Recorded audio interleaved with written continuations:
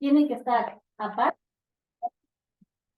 aparte del memo de la notificación del anticipo, de la solicitud de pago de anticipo, del memo del financiero, tienen que estar todos los documentos habilitantes del pago.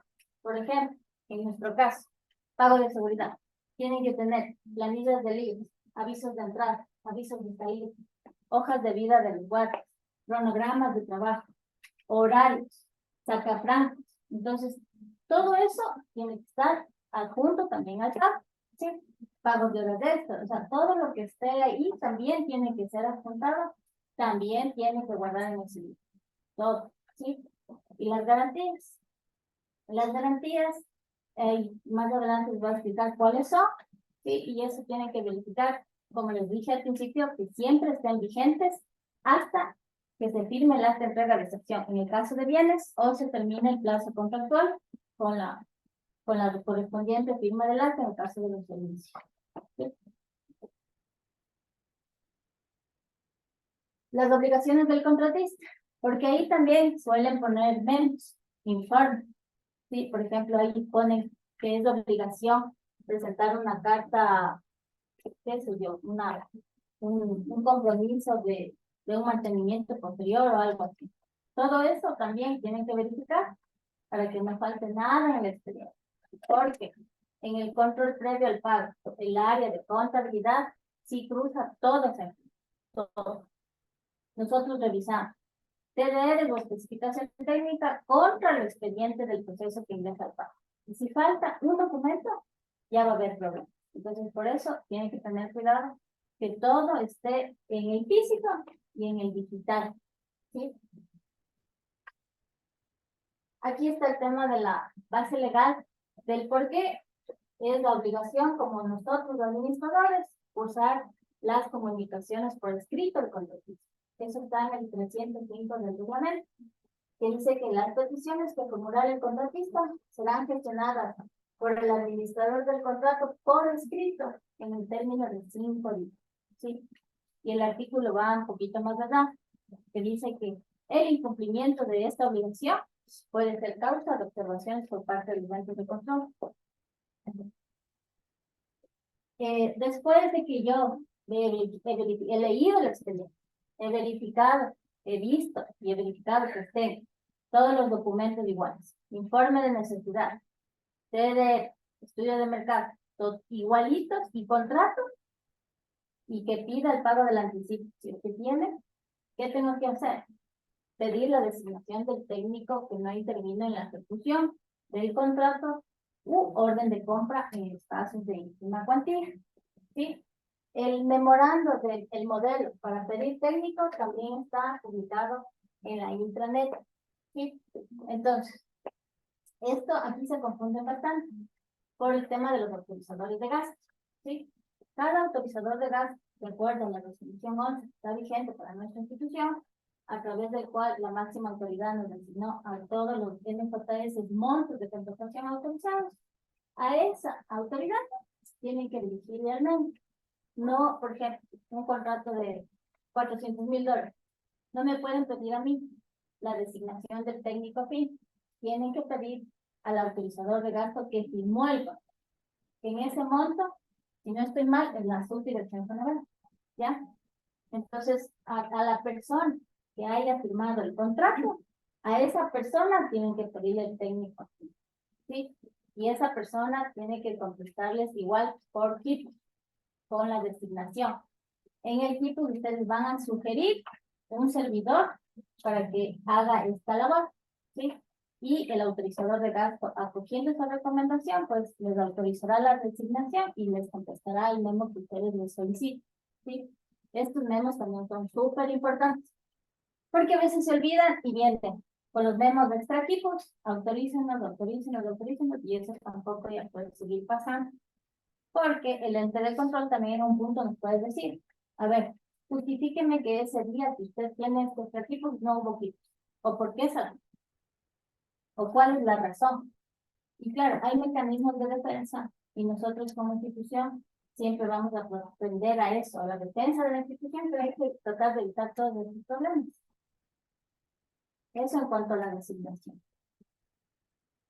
el tema de de los bienes, por ejemplo, la designación de un técnico que no intervino en la ejecución, para el caso de bienes, se tiene que hacer cuando yo ya voy a recibir el bien, ¿no es cierto? Si yo tengo el plazo de 20 días para recibir el bien, por algo el nombre es recepción, para un técnico que no intervino en la ejecución del contrato u orden de compra para la recepción, ¿sí? Para la recepción. Entonces, en el caso de bienes, tendrán que pedir el memo para que designen el técnico fin 24 horas antes de recibir el bien.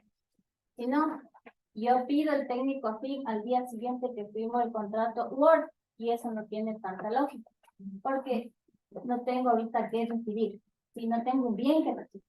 Entonces, este año hemos incorporado esta recomendación de que en el caso de bienes pidan la designación del técnico fin 24 horas antes de su recepción, no antes de eso. Sí, y en el caso de bienes, apenas saquen esa notificación, tienen que mandar un correo electrónico a la guardia almacén para que esté presente el día de la recepción del bien. ¿Sí? Eso en los bienes que son aquí de recepción en planta central. Lo propio tendrán que hacer con los analistas zonales para que estén pendientes de la recepción del bien cuando son bienes de la zona.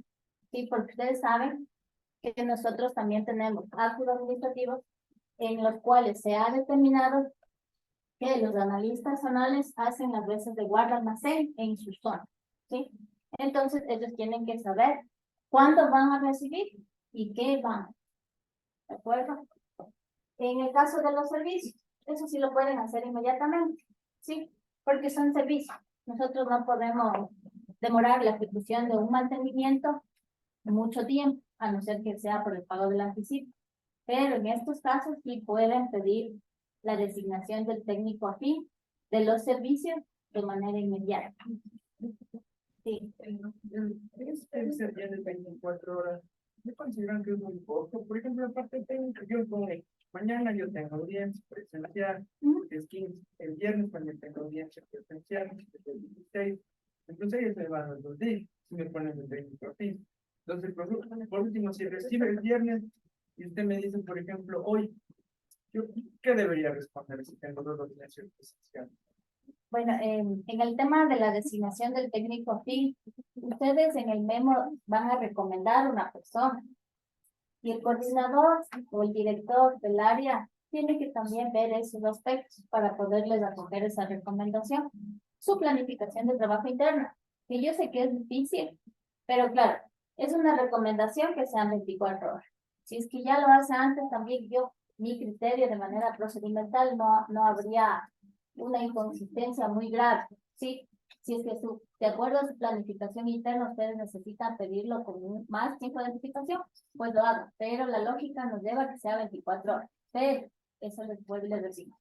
Si es que por obligación inherentes al ejercicio de su cargo como peritos, necesitan que se haga con más tiempo de anticipación, no hay ningún problema, ¿de acuerdo?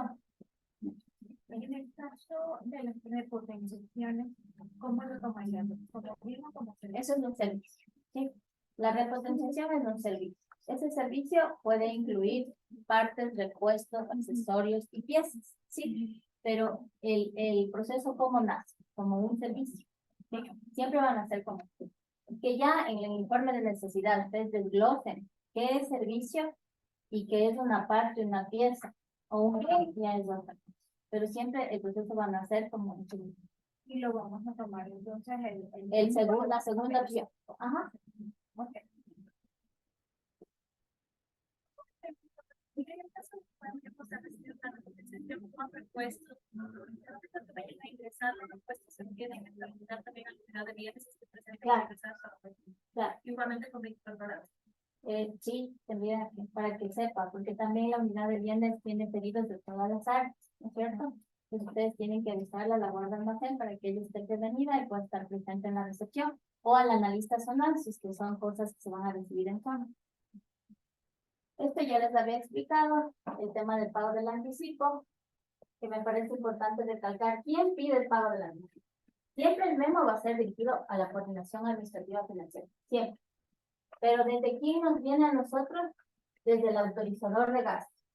¿Quién es el autorizador de gasto? Para que se les haga más sencillo y no se confundan con los montos. El autorizador de gasto es quien firma el contrato. Punto. Quien firma el contrato u orden de compra, ese es el autorizador. Entonces, para que no se, mi recomendación, para que no se llenen de memos, porque ¿qué es lo que ocurre? ¿Cierto? Ustedes le piden al autorizador por memo y él hace otro memo pidiéndonos a nosotros. Nosotros como coordinación lo que hacen es el administrador prepara el borrador para la firma, en este caso de Gladys, me dirige a mí y yo le vuelvo a asignar ella para que proceda al mercado del anticipo. Sí, entonces ustedes podrían tranquilamente prepararle el borrador del memorando al autorizador de gasto dirigido a la CAP para que pida el pago. Sí, este memo también está como un modelo en la intranet para que ustedes solo llenen los datos y puedan despachar, ¿sí? Para que tenga todo este tipo de memorandos que estén estandarizados.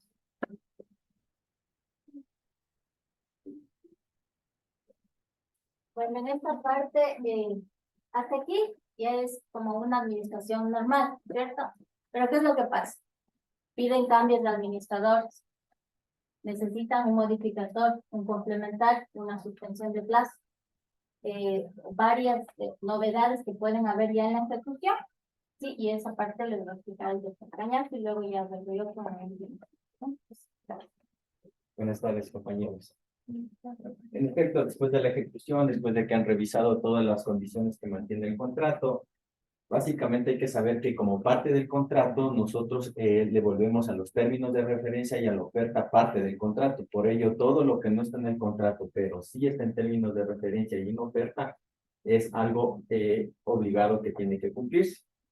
Pero en la ejecución normal en el que ha pedido técnico afín, suelen presentarse las novedades. Entonces, la primera o mayor novedad es el tema del cambio de administrador de contrato. Básicamente, el cambio de administrador de contrato está normado por el artículo 30 y 300 y 301 del reglamento a la ley. Y establece ciertas condiciones, ¿no? Por ejemplo, que sea la máxima autoridad o su delegado quien, de oficio o a petición del administrador, pueda realizar el cambio. Necesita obligatoriamente realizarse este cambio a partir del nuevo reglamento a través de una resolución, algo que antes no se hacía. Establece la obligación de notificación tanto al administrador saliente como al nuevo administrador, la presentación de un informe dentro de un término para el administrador saliente y la obligación de cargar la información en el SOCE y de notificarle al contratista. Esta notificación al contratista, la norma establece que no requiere de una modificación del contrato siempre y cuando se realice la notificación. Ahora, esto trasladado al procedimiento interno, básicamente es de que el ordenador de gasto es quien va a solicitar a la CAF proceder con el cambio de administrador. Como decía, sea que sea voluntad del autorizador de gasto o porque el administrador del contrato le ha establecido que por lo general suelen poner la carga laboral, más administraciones de contrato. Entonces, cuando se ha justificado eso ante el autorizador de gasto, él es quien solicita la CAF o el cambio. La CAF traslada la solicitud a la Coordinación General Jurídica, quienes somos quienes elaboramos la resolución que ahora establece el reglamento. El jurídico retorna el expediente con la resolución notificándole a la CAF. Y la CAF, de acuerdo a la resolución de delegación, es la que realiza las notificaciones a los administradores salientes y entrantes, porque básicamente le traslada todas las obligaciones que tiene como nuevo administrador, las claves del portal, y a su vez le indica al administrador nuevo que tiene que realizar la notificación al contratista. Lo importante de este punto es de que hay una obligación que establece para el administrador saliente en un tiempo máximo del término de 5 días para que presente su informe de la ejecución. Sí, básicamente tampoco no hay un informe para el administrador entrante, pero sí es pertinente que también lo realicen. Básicamente porque ahí identifican que en efecto lo que les están entregando es con lo que ustedes van a iniciar.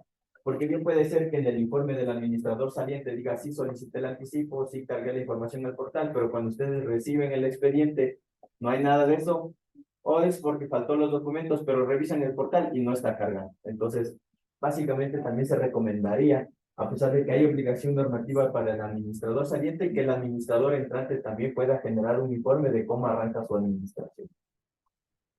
El contenido del informe del administrador saliente básicamente está normado y debe cumplir con este contenido. El primero que tiene que ver con los antecedentes es lo único que no está en el reglamento, pero se recomienda porque ahí es donde ustedes van a estructurar. Y se recomienda también que inicien desde la firma del contrato, o sea, el primer antecedente que sea la firma del contrato, porque por lo general lo que suelen es trasladar toda la fase preparatoria, incluso ahí cometen errores, dice el documento tiene que ser reformado. Arrancar desde el contrato, arrancar desde la fecha que le designaron administrador del contrato y la descripción de toda la documentación relevante. Con este memorando pedí el técnico a fin, con este memorando pedí el anticipo, el pago del anticipo, para luego trasladar a lo que solicita el reglamento, que es el resumen de actividades ejecutadas. Las actividades relevantes pendientes que quedan para el nuevo administrador y conclusiones y recomendaciones puntuales que se desprenden de los dos puntos anteriores. Y sobre todo, que debe contener anexos. Los anexos son los documentos que respaldan lo que ustedes indican y sobre todo que forman parte del expediente. Esto es como la parte del cambio de administrador de contrato. No sé si hay alguna inquietud al respecto. Otra de las novedades que se suele presentar dentro de la ejecución es el tema de las prórrogas y la suspensión. Básicamente hay que diferenciar de quién nace la necesidad de esto. La prórroga básicamente nace del contratista y está enfocada en circunstancias objetivas y ajenas a su voluntad, las cuales no pudieron ser previstas al momento de la firma del contrato. Todo pedido tiene que ser motivado y dentro de un tiempo que ya explicaré más adelante. En cambio, la suspensión nace de la entidad, ¿sí? Es la entidad contratante la que tiene la iniciativa para la suspensión, básicamente cuando hay de manera razonada o motivada circunstancias que limitan la ejecución propia del contrato. El procedimiento para la prórroga está normado por el artículo 290 del reglamento y básicamente, como les señalaba, establece que nace del contratista, que quien hace la justificación le notifica al administrador del contrato. Esto tiene que ser dentro del término de 15 días de suscitados el hecho.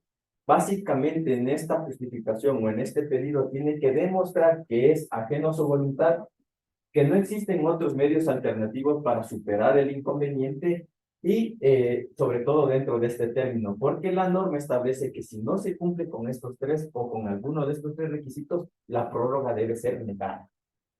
Muy bien. Con la solicitud, a quien le corresponde comprobar los hechos es al administrador del contrato. Y el administrador del contrato tiene un término de 5 días para conceder la prórroga directamente si es que el plazo contractual no se afecta.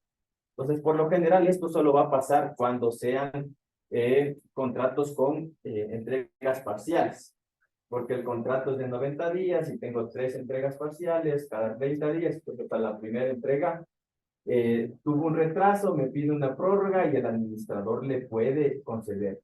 Porque lo que señala la norma es que si es que se va a afectar los 90 días de plazo contractual, que es por lo que generalmente se piden las prórrogas, cuando supere el plazo total de la contratación, ahí lo que se requiere es que el administrador, comprobados los hechos, le solicite la autorización al autorizador de gasto para que él, con esa autorización, pues le solicita la coordinación jurídica, la elaboración de la resolución que otorga la prórroga y nosotros realizamos la resolución, notificamos al administrador para que sea este quien le notifique tanto al contratista, así como publicar la documentación en el socio.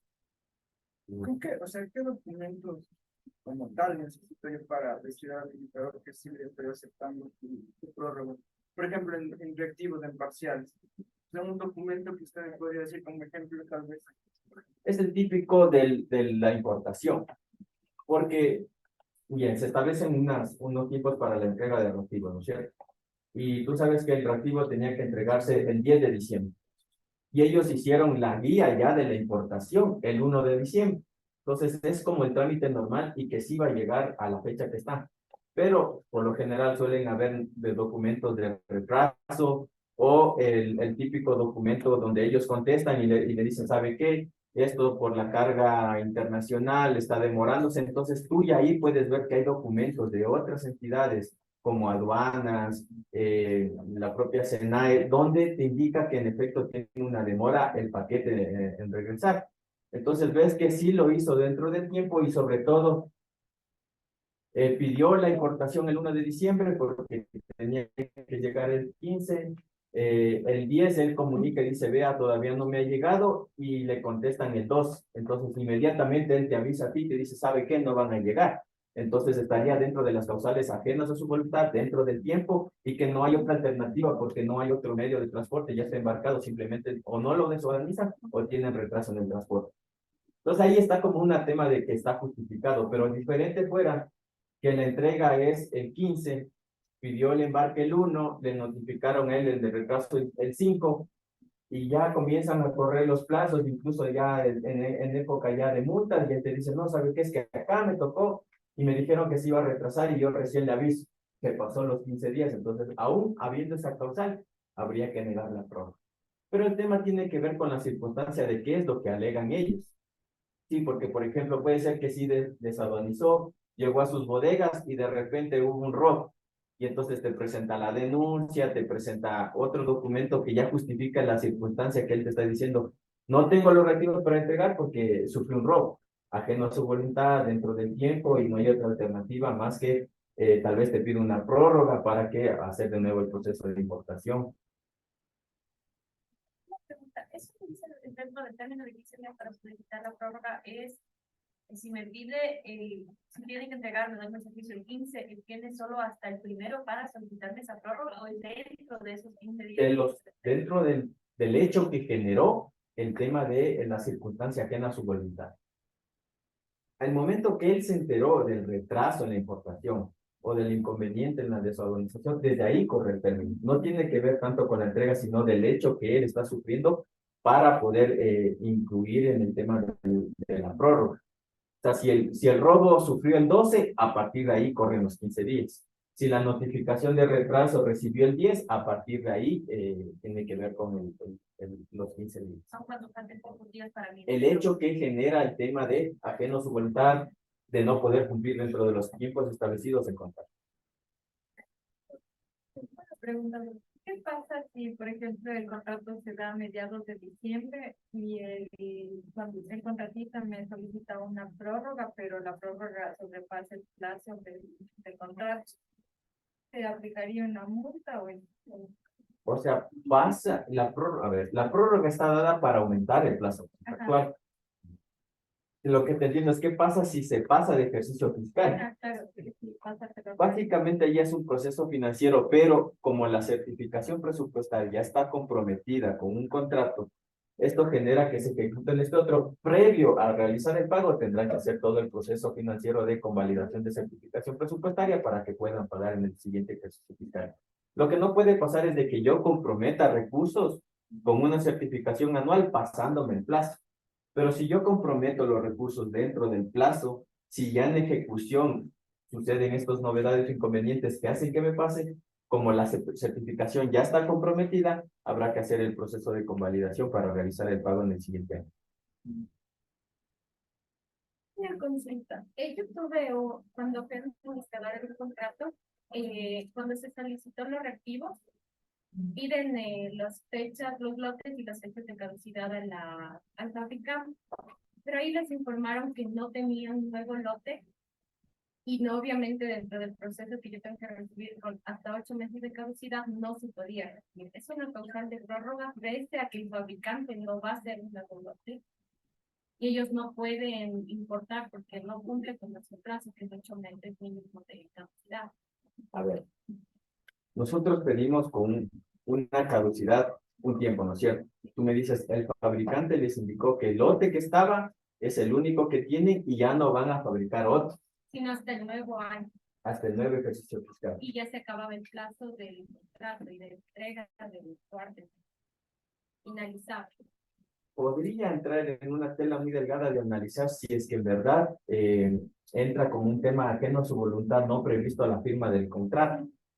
Porque si él, por ejemplo, hace los pedidos al fabricante y sabes que tienes una producción regular, ¿no es cierto? Y entonces sabes que puedes pedir hoy un lote y al siguiente entrega otro lote. y como algo ajeno, no previsto a la firma del contrato, el fabricante de repente dijo, ¿sabe qué? Por falta de materias primas, los lotes ya no van a ser fabricados, sino hasta el siguiente ejercicio fiscal, podría analizarse en el que en efecto es algo ajeno a su voluntad y podría concederse la prórroga. Pero distinto fuera si tú, al momento de verificar, sabes que en efecto el fabricante solo hace los lotes cada 6 meses.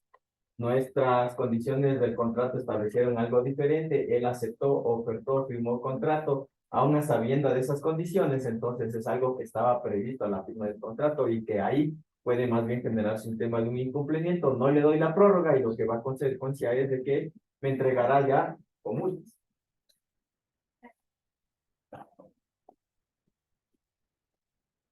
El tema para el procedimiento de la suspensión básicamente tiene que ver con el administrador del contrato, en el que en un informe técnico traslade las circunstancias que están impidiendo que por causa de la institución el contrato no se puede ejecutar.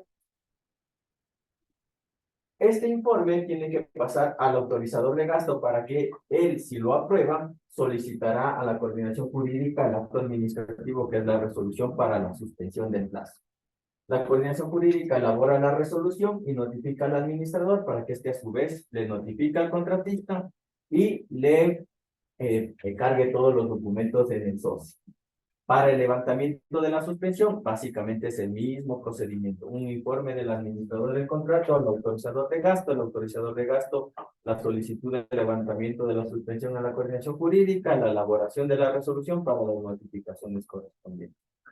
Por lo general, lo que ha pasado aquí es de que nosotros requeríamos que instalen una mesa de Morgan en unas instalaciones que todavía no se acabaron de construir por retrasos de terceros. Entonces nosotros calculábamos que a cierta fecha ya iba a estar construido y queríamos que instalen las máquinas ahí. Por retrasos de terceros no se logró, entonces que no podían instalar algo que nosotros compramos en instalaciones que no estaban. Entonces no hay un inconveniente institucional por el cual se procede al tema de la suspensión del plazo. Son pocas, pero hay que entender que esto nace por tema de la necesidad institucional. No sé si alguna consulta ahí. Otra de las novedades que se presentan en la ejecución del contrato tiene que ver con los contratos modificatorios y los contratos complementarios. El contrato modificatorio, como ustedes saben, corrige errores manifiestos de hecho, de transcripción o de cálculo que se hubieran producido de buena fe en las cláusulas contractuales. Tiene que ver mucho con las descripciones de los ítems. A veces en las plantillas de Excel, las multiplicaciones que están a 3 dígitos al momento del cuadro, ya usted multiplica 2 dígitos y ya no sale, pero los totales no se afectan, entonces a la final son errores de transcripción, errores de hecho, o de cálculo que se corrigen a través de un contrato modificatorio. El contrato complementario básicamente se aplica para ampliar, modificar o complementar el objeto contractual, ¿sí? Por causas imprevistas o técnicas que estén debidamente motivadas por el administrador del contrato. Estos contratos tienen unos montos límites que básicamente para nuestra realidad institucional no pueden superar el 8%, porque hay otros porcentajes que aplican para obras o necesidades de otros tipos que incluso involucra a la Contraloría, pero para nuestra realidad institucional saber que los contratos complementarios no pueden superar del 8%. Doctor, y una consulta, ¿y una fe de ratas cuándo se aplica? Por lo general, eso hemos utilizado en las actas, en las actas del procedimiento precontractual para poder suplir ciertos errores. Pero a nivel de contrato, la única figura para modificar el contrato por un error es firmar un contrato modificatorio. El procedimiento para el contrato modificatorio es que el administrador, con la revisión que ha realizado de la inconsistencia de lo que está en el PDR versus lo que está en el contrato, o cualquier otro tipo de inconsistencia que se identificó, realiza un informe donde básicamente detalla cuál es el cambio que se quiere realizar. Esto lo pasa al delegado de la máxima autoridad, que es quien firmó el contrato, el autorizador de gasto, quien aprueba el informe y solicita a la coordinación jurídica elaborar el contrato modificatorio. La coordinación lo que realiza es el contrato, recaba las firmas, distribuye el contrato al administrador para que sea él quien notifica al contratista y a la vez, como se ha mencionado en todo el proceso de la fase de ejecución, cargue los documentos al portal de Excel. El contrato complementario tiene el mismo procedimiento, básicamente en su origen o en su parte inicial, al ser el medio por el cual se amplían el objeto contractual, a veces, no siempre, pero a veces requiere de una certificación presupuestaria. En ese caso deben hacer todo el proceso de la certificación PAB, la certificación CP, porque se convierte en un habilitante previo para la firma del contrato, que como les mencionaba, sigue el proceso de autorización, elaboración del contrato, devolución para notificación. No sé si hay algo. Por ejemplo, si se hace una modificatoria de contrato, el plazo correría desde la firma del nuevo contrato. No. O sea, la modificación del contrato solo en el informe se establece, ¿no es cierto? Quiero cambiar este ítem por este otro ítem, porque aquí decía tapa número 5 centímetros cuando era tapa 5, número 5. Entonces, yo lo que cambio es dentro del contrato madre esa línea, pero no se afecta a ningún plazo. No quiere decir que los 90 días se reinician a partir de la firma del modificador.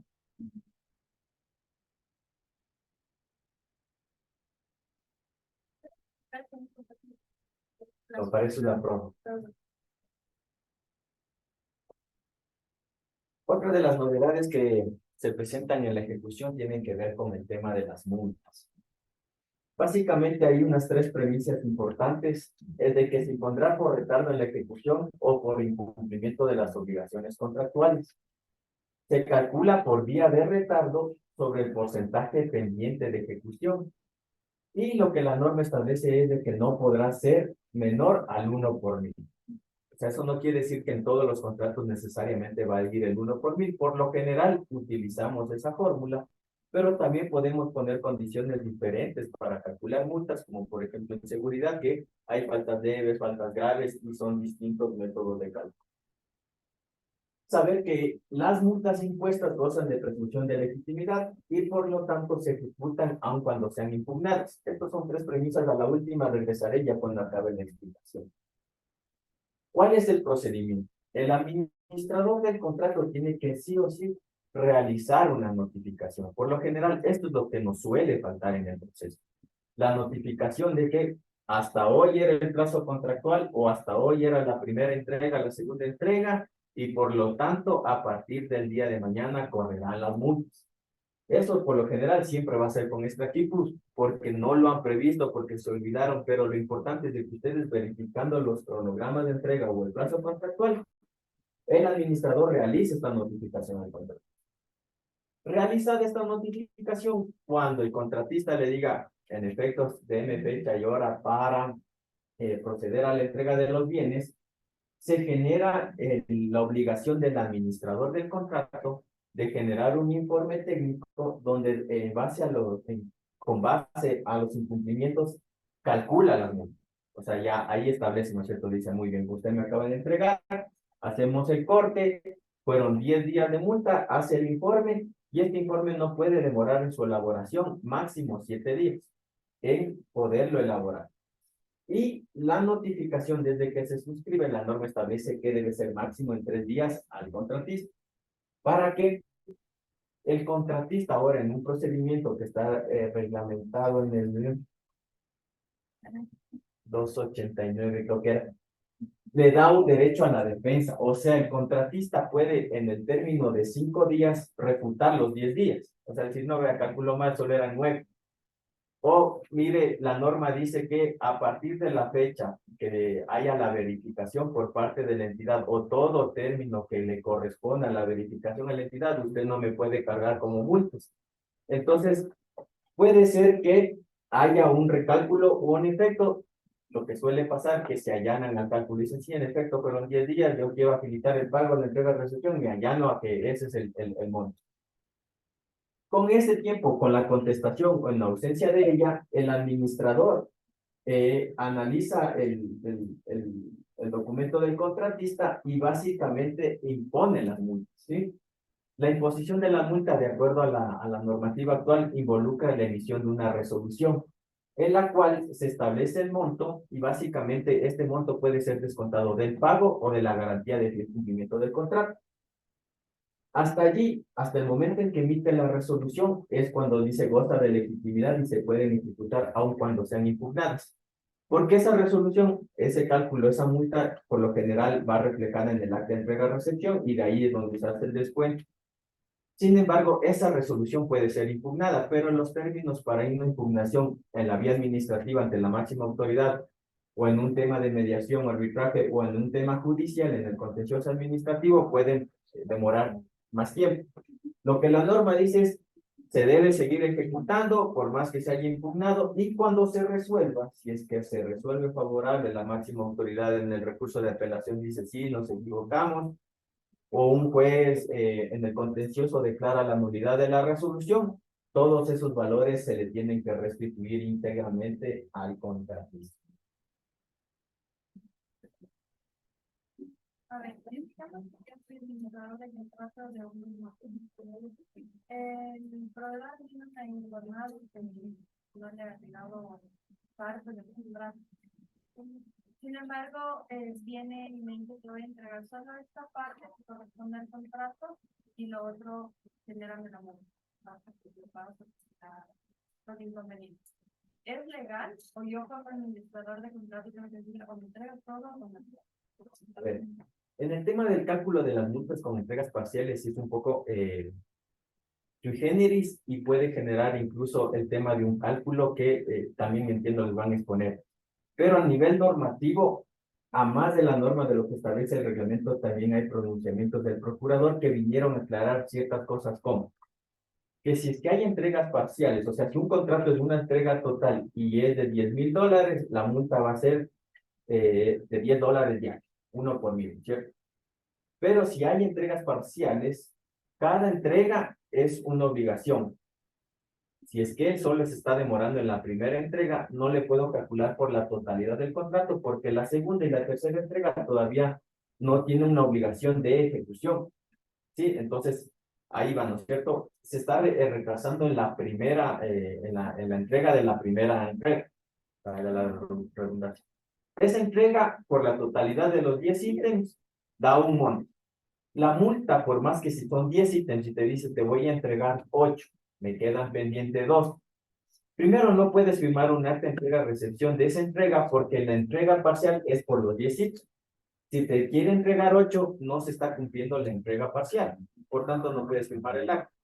Y si lo recibes, será a manera de dejar constancia de. Pero en el cálculo debería hacerse por la entrega. Al momento que te hacen la entrega parcial de la primera entrega, los 10 ítems, el cálculo sobre ese monto. Y así de las siguientes entregas. No sé si ahí me puedo explicar. Sí, en la metodología del contrato no está entregas parciales y viene con una entrega parcial, no sucede, ¿verdad? Es lo mismo como en la primera, claro. Si al revés, si el contrato involucra a nivel total 10 ítems y solo te quiere entregar 8, la multa no debería ser por solo los 2 que te quedaron pendientes. A la larga no puedes firmar la entrega-recepción porque no está completa. Y por tanto la multa se calculará por el total de los ítems. Yo sí puedo recibir la negociación. Con autorización. Contra entrega, pues no debería recibirle porque no entrega. Si dice entregas parciales, no hay que aplicar lo que dice el doctor, que es el saldo no ejecutado. Tienes que leer La norma de control interno dice que cualquier novedad en la entrega debe ser reportada al autorizador.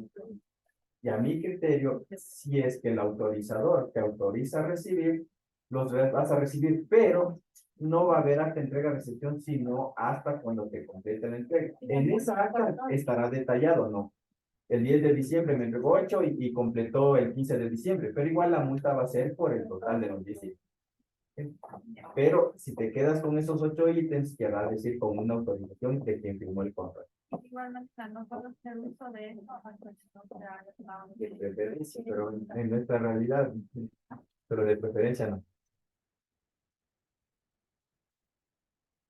De que hay que emitir un informe justificativo y sobre todo los tiempos que hay. O sea, yo le notifico al administrador el día 0, digamos que es hoy termina su plazo de entrega, al día de mañana empiezo a correr muerto, ¿cierto? Ese informe justificativo o lo que sea, tiene que sacar el administrador del contrato para justificando que no me ha entregado. No. Hoy le notificaste, mañana comienzan las multas y él te envió un correo electrónico el domingo que requiere, el sábado que requiere hacer la entrega, ¿ya? O el domingo o el lunes. El momento que se realice la entrega es como que se corta, ¿no es cierto? Y ahí tú tienes 7 días para emitir el informe con el cálculo de las multas. Y ahí es donde tú, como administradora del contrato, justificadamente y motivadamente dices, a ver, el contrato se firmó en tal fecha, entró en vigencia en tal fecha, le notifiqué acá y me entregó acá, entonces son 7 días, 5 días, 6 días de multa. A eso se refiere. En ese informe ya se hace un cálculo preliminar de las multas, que está sujeto a la impugnación del contratista y que dependiendo de la contestación o en ausencia de ella, luego se traslada a la resolución donde ya queda definitivamente el cálculo establecido, que por lo general es el mismo que va en el informe. O sea, ahora va a haber un informe de justificación, una respuesta del contratista, una resolución y también el acta de entrega donde en todo eso va a ir muy. Exactamente. La resolución ya lo han hecho. Algunos administradores de contrato que han tenido que aplicar el procedimiento lo hacen. Y básicamente el contenido de la resolución refleja todos estos documentos. Como contenido de la resolución de imposición de multas, sí,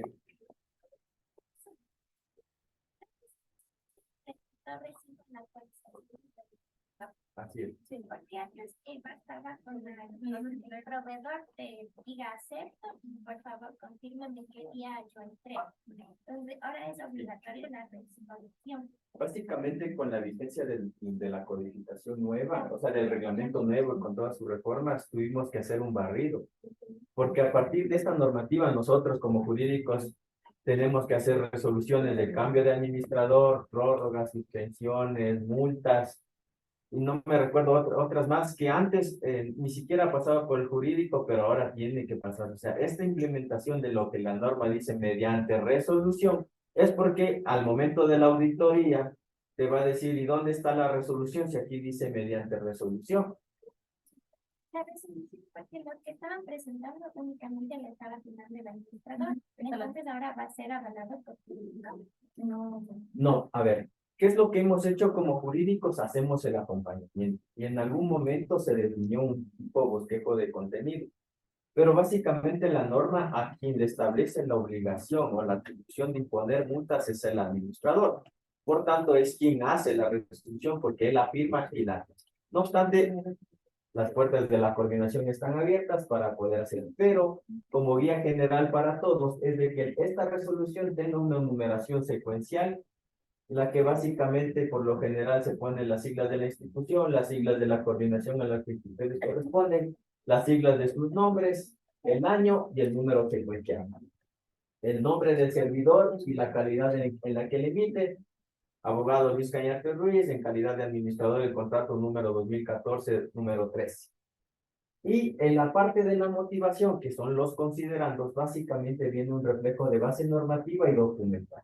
La normativa, esa la podemos detallar, pero básicamente tiene que ver con artículos de la Constitución relacionados a las compras públicas y a partir de ahí los documentos que se sirvieron para el procedimiento de las multas, o sea, mediante contrato tal, mediante tal medicinación, mediante oficio tal le notifica al contratista, mediante informe número tal le notifica las multas, mediante documento tal se allana o impugna tal cosa, y mediante hasta ahí. Y si es que hay otro documento, pues vendrá al detalle.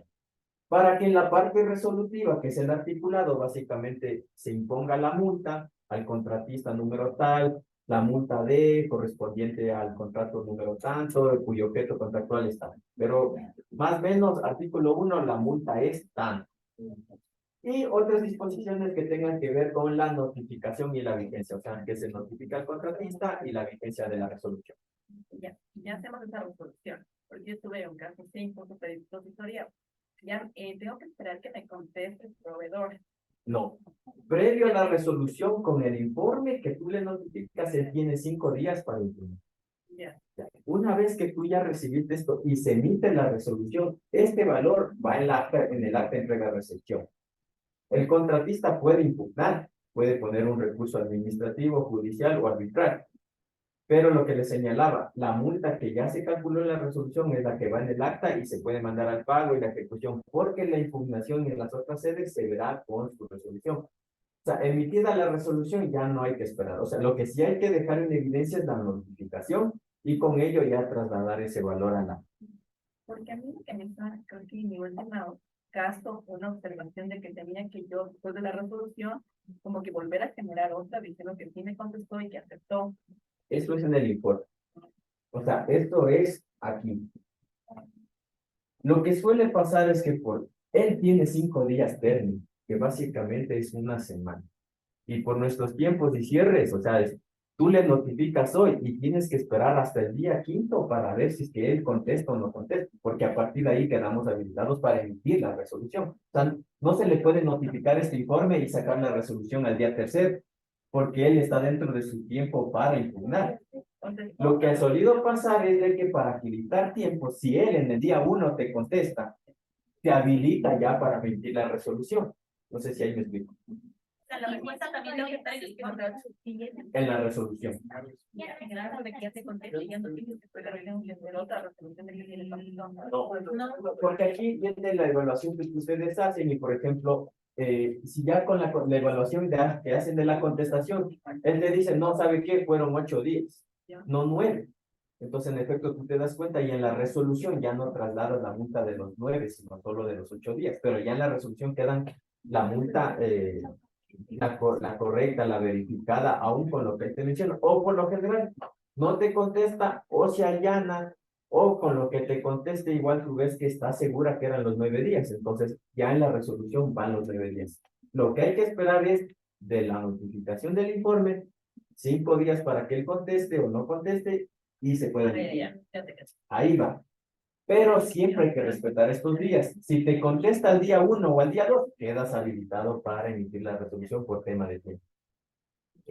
Ahí no me pido primero. Una consulta. Y todo esto hay que poner en la acta de entrega-recepción final y la fecha de suscripción sería después de todo esto y la resolución, entiendo.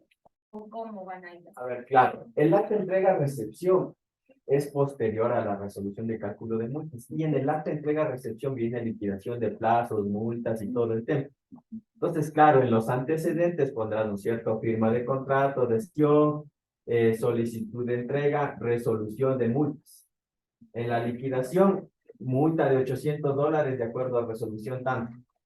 Pero ya queda en el acta de entrega-recepción, que es al final, que por eso esos temas van a tratar después de la intervención. Bueno, esto, ¿qué necesidad hay de que el administrador tenga que notificar al proveedor que ya se le acaba el término y que a partir de mañana va a haber las multas porque hay un contrato de por medio que yo creo que entendería que eso valida y no va a invalidar lo que la ausencia de esta Sí, básicamente, no, yo entiendo porque debe ser preocupación del contratista. Yo firmé un contrato por 90 días y yo sé cuándo se acaba, hasta cuándo tengo que entregar. Pero como parte de la administración y el ejercicio de control, la Contraloría también te va a pedir tú qué estabas haciendo, tú qué gestión hiciste como administrador, porque la misma preocupación que debería tener el contratista es la que como institución pública refleja el administrador de que está pendiente de la ejecución del contrato. Entonces, por eso es que es importante que sí haya una notificación, porque el día de mañana, cuando venga una auditoría a un tema, tú vas a reflejar que desde que te notificaron como administrador, solicitaste el técnico que no intervino, solicitaste los cronogramas que establecen los términos de referencia, hiciste las notificaciones que te pedían la metodología de trabajo, verificaste el tema de garantías, y le notificaste cuando estaba con las multas, hiciste el informe correcto cuando involucró multas, emitiste la resolución y en función se ejecuta todo de manera normal, tienes una ejecución correcta. Cuando faltan estos documentos, por lo general es también dar pauta para que la Contraloría, si no está todo perfecto, pero una función no la ha notificado, no estuvo pendiente de la ejecución. También es su culpa.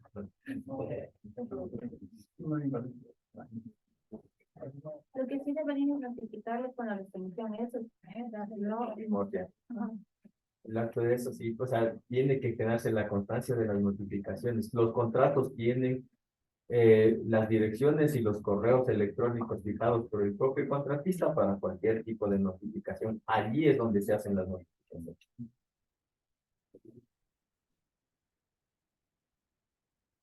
Otro tema de las novedades que pudieran surgir dentro de la ejecución tiene que ver con las terminaciones, ¿sí?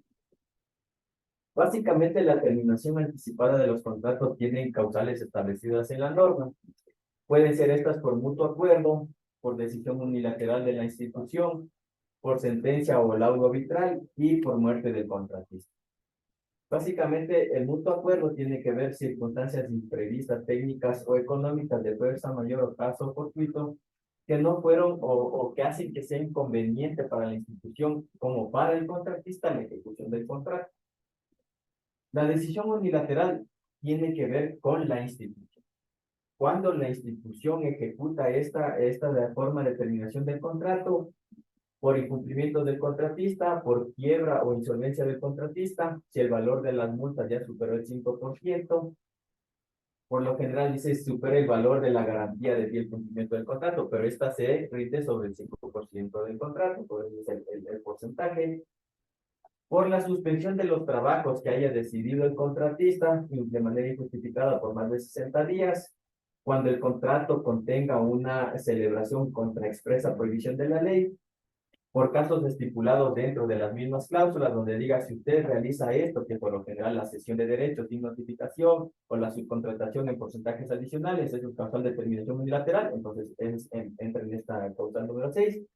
Y cuando el contratista no hubiere accedido de manera voluntaria a la terminación por mutuo acuerdo. O sea, la institución busca la terminación por mutuo acuerdo, pero el contratista se niega, puede aplicar la unilateral.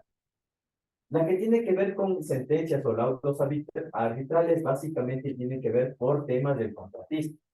Que el contratista, ante el contencioso administrativo o a través de un proceso de mediación, busca que el contrato se declare nulo o que éste se dé por terminado por incumplimientos por parte de la entidad por más de 60 días.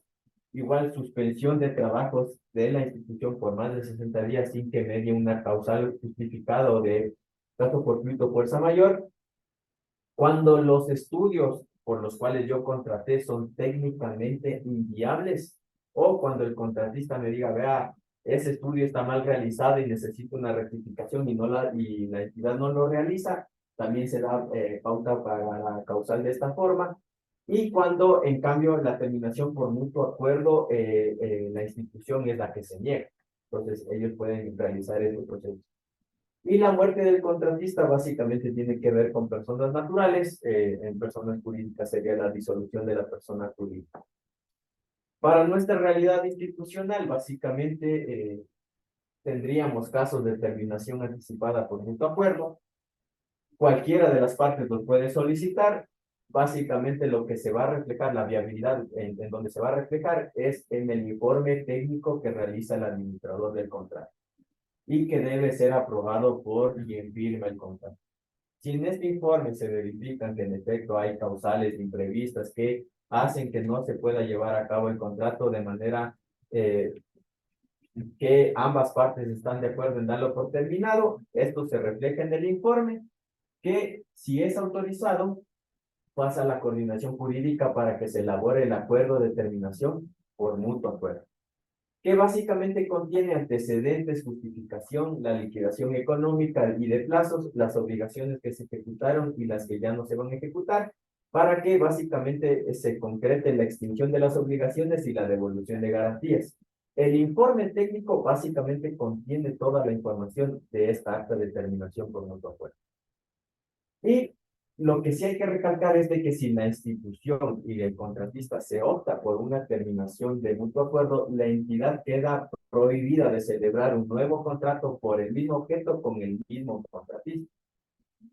Ahora, incluso si la terminación es parcial, o sea, si la terminación es total o parcial, el mutuo acuerdo imposibilita que pueda volver a firmar un contrato con la entidad contratista. La terminación parcial quiere decir, por lo que yo entiendo, es que, por ejemplo, yo tuve la última vez con el proveedor, le di unas cuchillas y no eran del diámetro que había sido establecido en la generación de electricidad. Él me entregó de los 9 ítems, 8. Pero este noveno no me podía entregar con nada de uno, a menos de que yo haga el informe de conformidad y todo. Él me amenazó con que iba a terminar el contrato. Él puede hacerlo parcialmente entregándome solo las 8, o eso todo. A ver, él solo tendría aquí como un proceso, ¿no es cierto?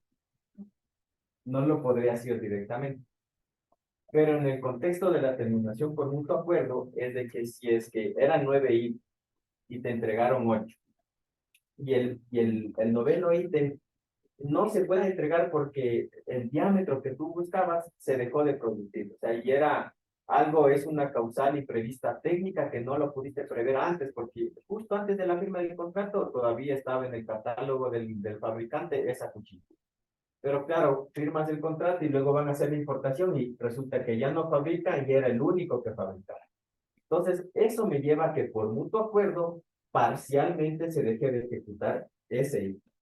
Esa es la terminación parcial, porque la otra es que por mutuo acuerdo declaremos de que no vamos a recibir ningún tipo de los 9 ítems por completo. Ahí viene la terminación por mutuo acuerdo total o parcial.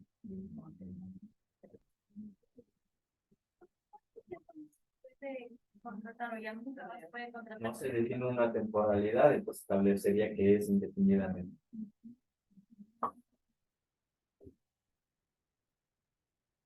Ahora, para el tema de la terminación unilateral, que es otra de las causales que sí podrían aplicar a nuestra realidad institucional, básicamente involucra un procedimiento en el que la coordinación jurídica realiza solamente un acompañamiento transversal, porque nace con el informe técnico económico sobre los diferentes incumplimientos del contratista. Esto lo tiene que realizar el administrador del contrato.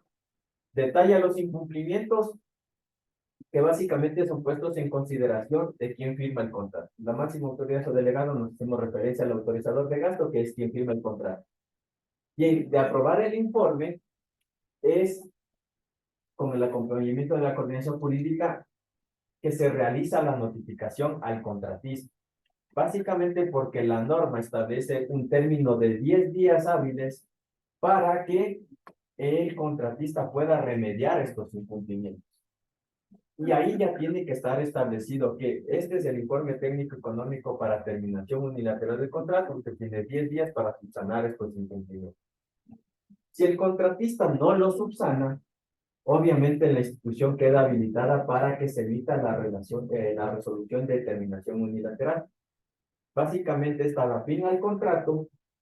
El informe técnico económico conlleva, al igual que en la terminación, la liquidación económica, la liquidación de plazos, los avances ejecutados, porque ello va a determinar en una liquidación. Esta liquidación es importante porque si es que hay valores pendientes que el contratista me tiene que pagar, básicamente él tiene 10 días para realizarlo. Caso contrario, se ejecutan las garantías que la institución posee. Esta resolución se tiene que notificar al contratista, al CERCOP y al asegurador. Al CERCOP para todo el proceso de contratista incumplido. A la aseguradora para establecerle que hemos realizado todo el procedimiento, porque ellos para el proceso de ejecución de garantías verifican que se haya cumplido con este proceso. Y básicamente, si es que en estos 10 días tampoco hubo el tema del pago, ya se procede a la liquidación de las garantías a través de la red financiera. ¿Alguna inquietud? ¿Por cuántos años, no sé la nueva, no será la nueva, no sé, por cuántos años no puede volver a contratar con el Estado? Sí, con 5 años y adjudicación 3, porque también hay otro requisito cuando no firman el contrato.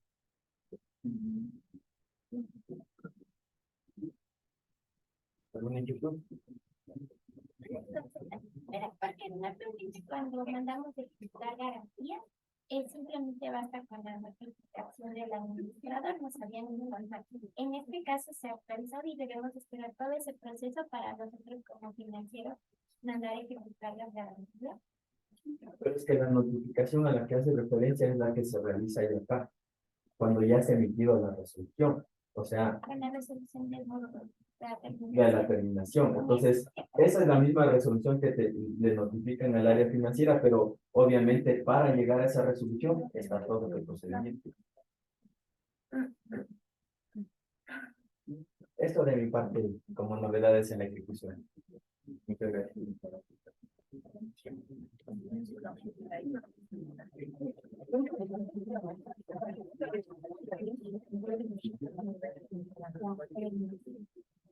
Bueno, continuemos con el tema de las garantías. Sí, en los contratos hay tres tipos de garantías. La de fiel cumplimiento, el uso anticipo y la garantía técnica. La de fiel cumplimiento, como usted sabe, se rinde sobre el 5% del valor del contrato y si hay excepciones. Y, por ejemplo, no se rinde para la compra-venta de bienes inmuebles, la adquisición de bienes inmuebles con una sola entrega y los contratos que son menores a 66.503,74. Esos contratos de ese valor no se rinde este tipo de garantía, ¿sí? Y el régimen especial entre instituciones públicas tampoco se pide ni la garantía de, no se pide este tipo de garantía. Sí, esas son las excepciones y ese es el valor de la garantía de fiel cumplimiento. Sí, y les recalco que su vigencia tienen que estar pendientes como administradores y esta responsabilidad es solidaria con el tesorero de la institución. Esta es igual la de fiel cumplimiento. Por ejemplo, cuando tenemos un contrato complementario, que es diferente al modificatorio, el complementario se aumenta su presupuesto, ¿cierto? Entonces, cuando hay ese tipo de contrato y el contrato principal sumado, el contrato modificador, dan más de los $66,000 que les acabé de mencionar, ahí el área jurídica para firmar el contrato complementario le va a pedir la garantía de fiel cumplimiento al contratista. ¿Sí? Este tipo de garantía se devuelve en el caso de los servicios cuando ya se extinguen las obligaciones y en el caso de los bienes cuando firman el acta de entrega residencial definitiva. Nosotros de las notificaciones de administradores siempre cuando se trata de bienes le estamos poniendo al final de los memos que una vez que se firme el acta de entrega de recepción definitiva de bienes, tienen que notificar a la dirección financiera para que proceda a la devolución de la garantía. Y eso hasta ahora no ha pasado. Nunca han estado pidiendo eso. Y eso es súper importante. Por eso vuelvo y recalco que es bien importante que ustedes lean el expediente. ¿Sí? Lean el expediente. Eso les va a facilitar mucho sus tareas de administrador. Porque hasta aquí, a excepción de las figuras especiales, que la más complicada sería ya la terminación de un contrato, de acuerdo con lo que nos van a explicar, eso ya un poquito más difícil. El resto de cosas es orden, ¿sí? En el tema de la administración. Por ejemplo, si a mí me notifican y son bienes, yo como administradora, ¿cuál sería mi primera acción? Verificar el plazo, ¿no es cierto? Y ese momento, contabilizar el plazo cuando sean bienes y sacar la fecha que él me tiene que hacer.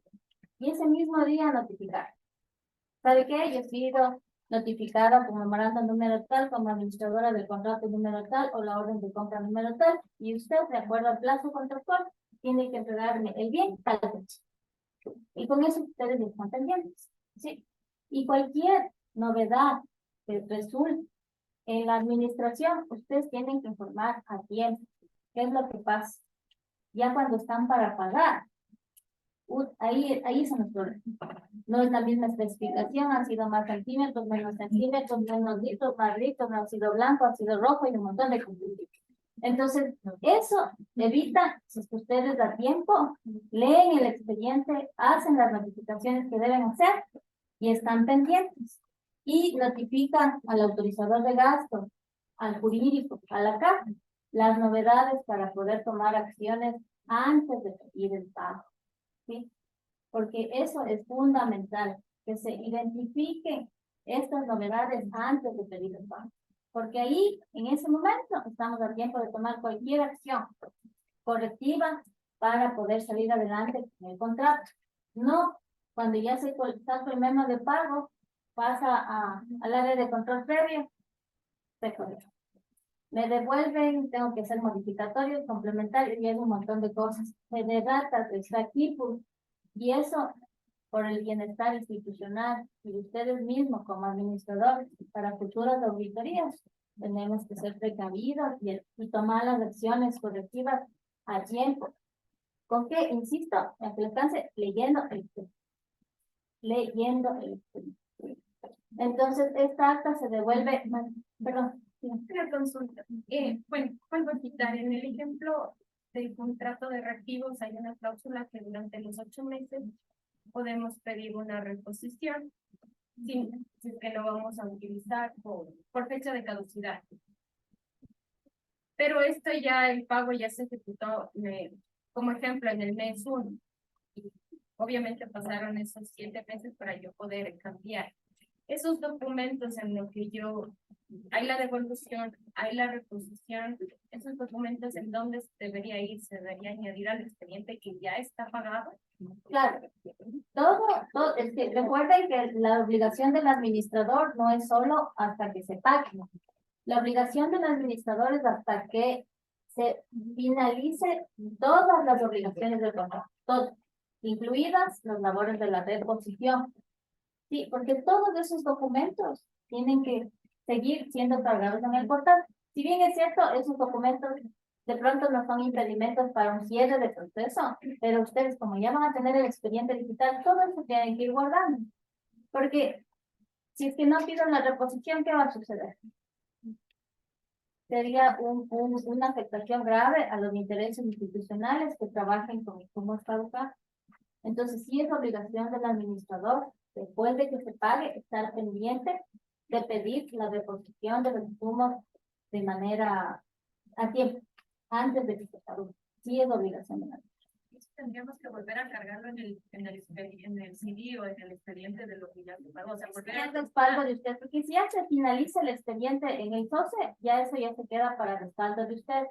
Sí. Al expediente de pago ya no, porque eso ya se pagó. Pero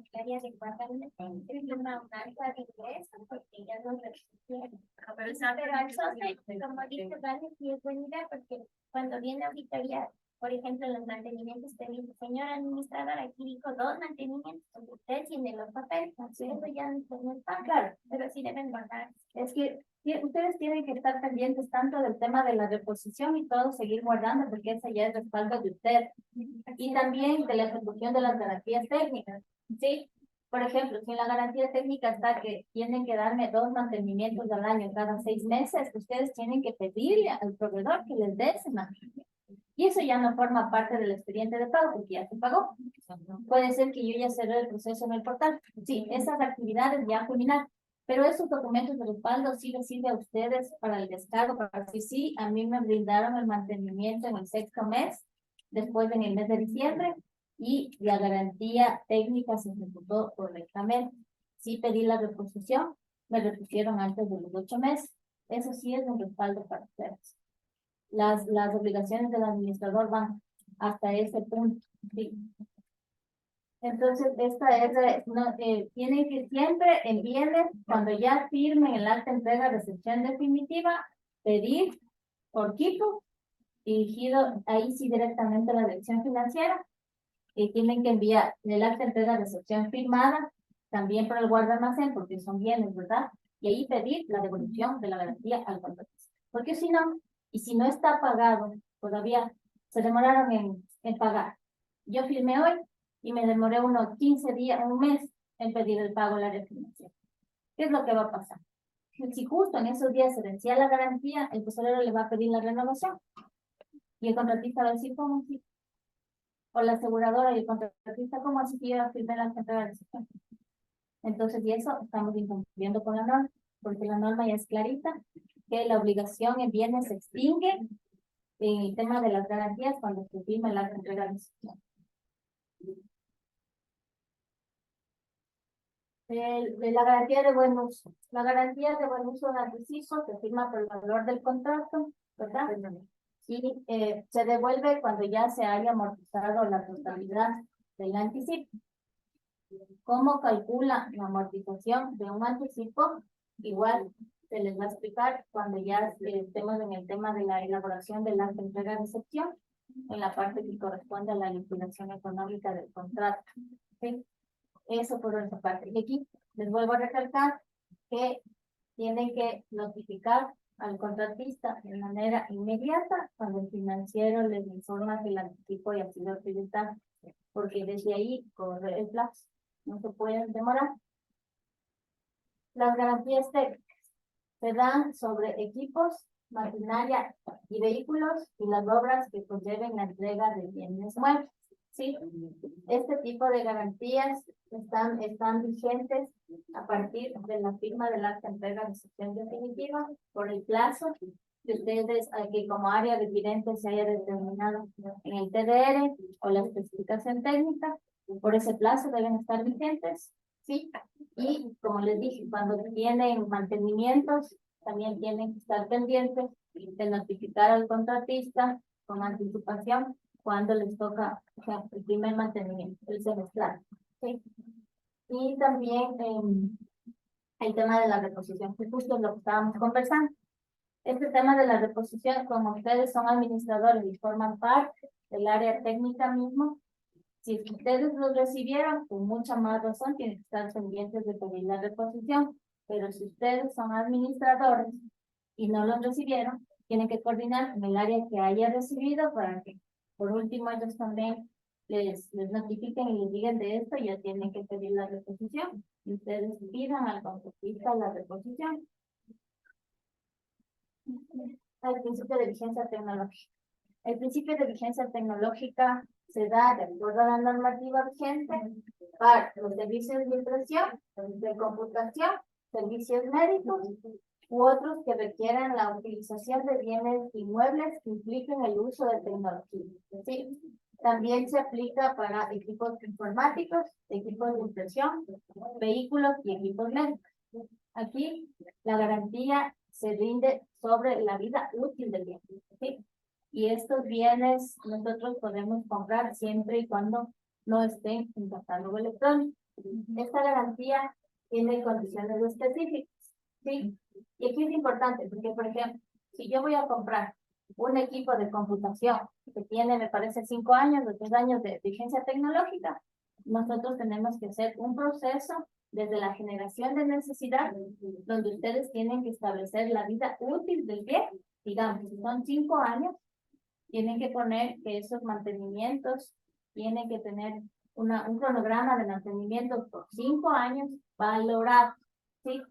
Cuando pasan la generación de necesidad y vamos a pedir las proformas, en la ficha tienen que poner eso, que tienen que cotizar el valor del bien y el cronograma de mantenimientos, uno por año y cada uno con un valor. ¿Por qué razón? Porque nosotros podemos pagar el bien en ese momento, pero la vigencia tecnológica va a pasar el ejercicio fiscal, ¿no es cierto? Son 5 años más. Y eso se certifica con certificaciones plurianuales, ¿sí? Y eso es un trámite que es un poquito difícil gestionar para el financiero, porque necesitamos que el Ministerio de Finanzas nos apruebe una certificación plurianual por 5 años, por 3 años. Y para eso tenemos que saber cuánto nos va a costar, ¿sí? Cuánto va a costar el bien y cuánto va a costar el mantenimiento anual. Esos mantenimientos van a cubrir el mantenimiento preventivo del bien, no el correctivo, sino el preventivo. El correctivo se paga contra la prestación de una factura, para lo cual también con anterioridad tengo que pedir mi certificación presupuestaria y para eso tengo que saber cuánto me va a costar el mantenimiento correctivo, porque el preventivo ya tengo mi certificación plurianual, ¿verdad? Que es sacada en función a lo que el proveedor me presentó en su propuesta. ¿Cuánto me va a costar el mantenimiento? Tiene que presentarnos también en este tipo de garantías los manuales de uso y de operación de los equipos, ¿sí? Tiene que tener la condición específica de su reposición, de que los repuestos son originales, que los repuestos son de fábrica, que mantiene talleres autorizados para el mantenimiento preventivo, ¿sí? Tienen que garantizar la disponibilidad de repuestos, como ya les dije, y el tema de los talleres autorizados para los mantenimientos. Todo esto tiene que contener la garantía de bienes con aplicación de principios de vigencia tecnológica, que también al momento que ustedes reciben el expediente, cuando ya se firma el contrato, tienen la obligación de revisar que estas garantías estén así, ¿sí? Si es que son con principio de vigencia tecnológica, que contengan todo eso.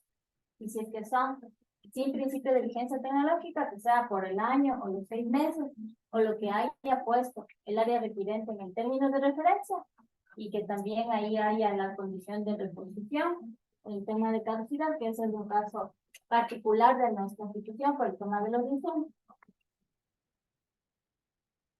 Las actas de entrega de recepción. ¿Sí?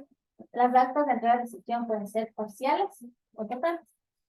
Cuando en mi metodología están fases de ejecución, quiere decir que yo voy a tener actas parciales. Y si es que es así, en los documentos habilitantes de pago, que es un acápite posterior a la metodología dentro del término de referencia, va a tener que haber necesariamente parciales y una entrega de recepción definitiva al final. ¿Sí? Cuando son actas parciales de bienes, en bienes no cabe parciales. Ya verdad. Sí, pero cuando son bienes, solamente va el acta de entrega de recepción. Cuando son servicios, va el acta de entrega de recepción y el informe de satisfacción. ¿Sí? Siempre, solo en servicios van dos, el acta y el informe. Y cuando son bienes, solamente va el acta. ¿Sí? Y estas actas parciales únicamente se pueden hacer cuando está establecido en el término de referencia que así sea, para evitar el tema de las multas. Porque cuando en el contrato no está eso, ni en los deberes está eso, ¿qué pasa? La aplicación de las multas, como ya nos explicaron. Y las totales son las que aplican cuando hay una sola entrega. ¿Sí? Entonces, el tema del contenido, las actas, los modelos de acta y de informe ya están en la intranet también. ¿Sí? Yo he visto en los pagos que hay mucha confusión. ¿Qué pongo en las condiciones generales? ¿Qué pongo en las condiciones operativas? ¿Qué pongo en las condiciones de ejecución? Porque a veces dicen, no, me ha puesto mal referenciar esto, porque yo leo todas las notas que la Lorena. Entonces yo sé lo que le pone. Les pone referenciar bien esto, flechas para acá, para abajo, y es un desastre. Entonces eso también, cuando ya estemos en la explicación del control previo al pago, clarito se les va a explicar qué va en cada ítem, qué es lo que tienen que poner, para que ya no se vuelvan a equivocar y no repitan la información. ¿Sí? ¿Qué más? Eso, aquí el tema de la entrega del archivo para el pago. ¿Sí? Cuando yo ya tengo mi archivo, mi expediente listo para el pago, yo tengo que tener un índice, así como va a haber un índice de la preparatoria, un índice de la precontractual, tengo que tener mi índice de mi administración. ¿Sí? Entonces, día va a estar también colocado un memorando modelo para solicitar el pago. ¿Sí? ¿Quién solicita el pago? El autorizador de gasto. ¿Sí? A nosotros. Y el índice está, pues, dale en la fecha. Por favor. Y el índice está ya ahí, todos los documentos que ustedes tienen que guardar en el CD, toditos. Y es bueno que ustedes sepan, y les recalco, que cualquier documento nuevo, no es que el índice es letra muerta y solo guardo lo del índice, y si pasa algo ya no guardo porque no está en el índice. No, todas las cosas que vayan saliendo. Nosotros hemos sido precavidos de imaginarnos todo lo que les puede pasar, ¿sí? Para que esté en el índice. Pero si resulta algo nuevo, todo eso igual tienen que guardar. Por ejemplo, en la precontractual, pago un reclamo de Intercop, pago un reclamo de algún proveedor. ¿A quién le corresponde guardar esa información en el CD? Ya no va a ser a usted, sino a la unidad de compras públicas, pues usted es la responsable de la precontractual. ¿Sí? Ahí que van a salir informes del administrador, respuestas, defensas, que el proceso está bien hecho, que todo eso, la unidad de compras públicas tendrá que guardar en el historial. Igual, digamos, ustedes le ponen multas al proveedor, impune, y presenta un comunicado, y todo eso tiene que ir guardado en el CD.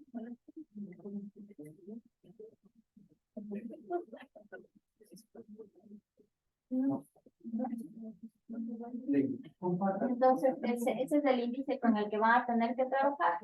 Los índices también van a estar subidos en la intranet. Todo lo que hemos tratado aquí en cuanto a modelos, el TDR, la ficha, las generaciones de necesidad, todo eso van a encontrar ustedes en la intranet para que por favor antes de hacer cualquier acción puedan consultar en esa página y ver cómo debo hacer qué cosa. Y si falta algo, nos preguntan, con mucho gusto, nosotros podemos hacer más modelos y seguir descargando para que ustedes así lo van a requerir. ¿De acuerdo? Eso es el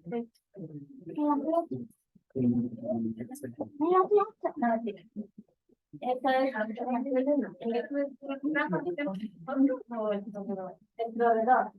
Porque, por ejemplo, en el contrato de la repotenciación que nosotros hicimos, ¿sí? Ese cronograma, ese plazo de ejecución estaba de 100 días a partir de la acreditación del anticipo. Cuando ya el acreditado de finanzas del anticipo y el contratista fue notificado, el administrador le pidió por escrito de el cronograma de ejecución para los 100 días. ¿Sí? ¿Por qué razón? Porque él en su oferta presentó un cronograma, pero como se demoró la acreditación del anticipo, cambiaron.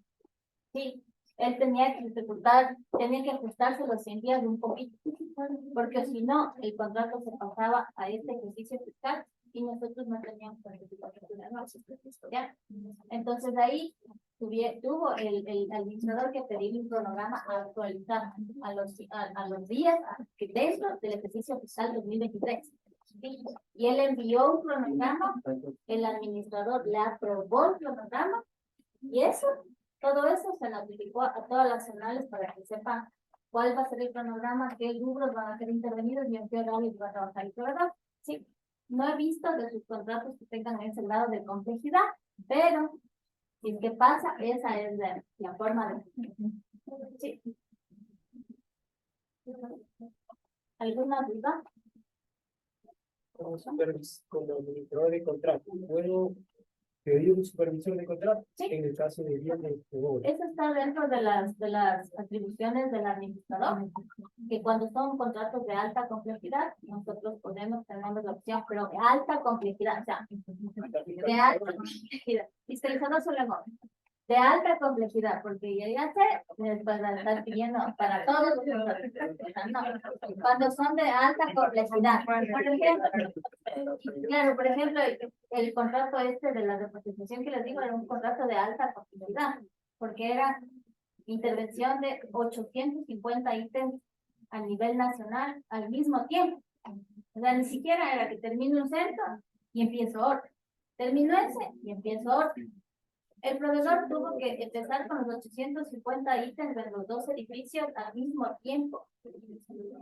Entonces, por eso, en ese contrato, nosotros sí pedimos la autorización al autorizador de gasto del personal de apoyo. Sí, le pedimos. Sí. Entonces, pero en ese, porque ya, o sea, el Jaimito, que era el administrador, tampoco podía en 12 partes, yo mandaba una pierna, una así. No, pues. Entonces, en ese caso, sí era el personal de apoyo, ¿quién? El administrador zonal. ¿Ya?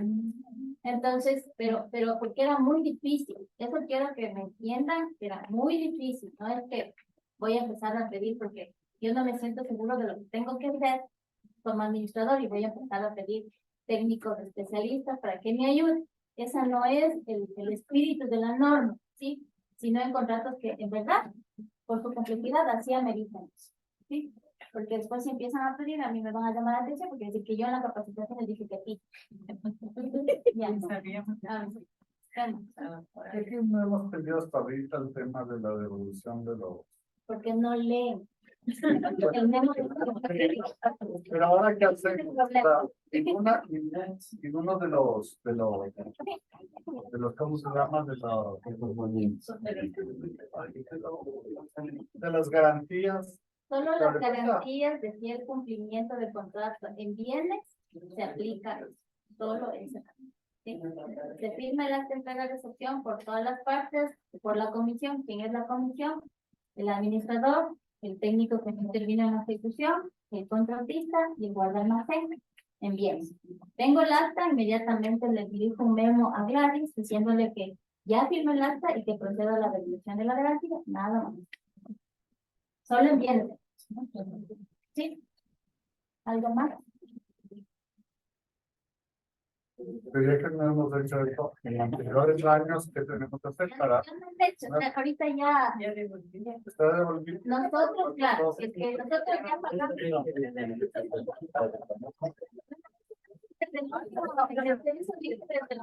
Reforma al reglamento, sí, eso dice desde ahí. Y obviamente el área financiera siempre está pendiente, sí, independientemente, en temas de garantía siempre está pendiente, pero yo les dije que es una responsabilidad común. Entonces, si es que a nosotros ya nos ingresó el pago, nosotros ya devolvimos la garantía. Así ustedes no me la hayan pedido, pero sí, si es que se demora un poquito el pago, sí es bueno que la pidan la devolución al área financiera a tiempo.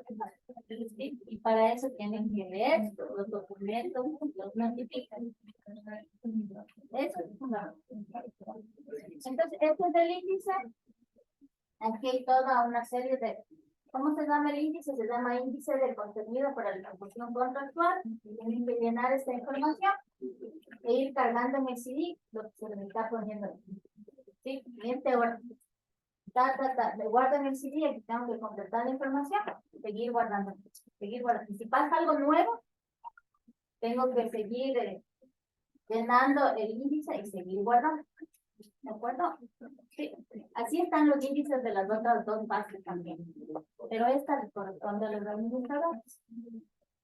¿De acuerdo? ¿Alguna pregunta adicional?